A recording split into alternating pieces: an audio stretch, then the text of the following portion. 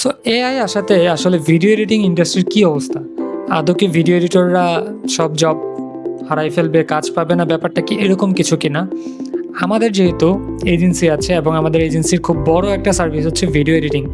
So আমরা যেটা feel করতেছি, এআই আসাতে এখন পর্যন্ত ২০২৫ সাল পর্যন্ত আমাদেরকে বেশ ভালো সাপোর্ট দিচ্ছে এআই। কারণ এআই এর যে টুলসগুলো আছে, বিভিন্ন ধরনের প্লাগইনস, এই সব কিছু আমাদেরকে বেশ ভালো সাপোর্ট দিচ্ছে।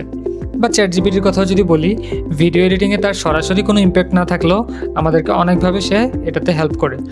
তো এখন পর্যন্ত এআই আসলে আমাদেরকে হেল্পই করতেছে। ফিউচারে কি করবে সেটা হয়তো ফিউচারে দেখা যাবে।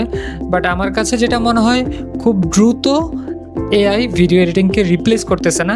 রিপ্লেস করতে পারে যারা বেসিক লেভেলের কাজ করে, যারা খুবই বিগিনার লেভেলে কাজ করতেছে, তাদের জন্য এটা একটু ডিফিকাল্ট।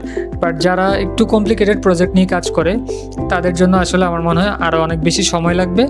সো এই মুহূর্তে বলবো না খুব একটা রিস্ক আছে, যদি আপনি মোটামুটি এক ধরনের প্রজেক্ট নিয়ে কাজ করেন, খুব ইজি কাজ না করে থাকেন।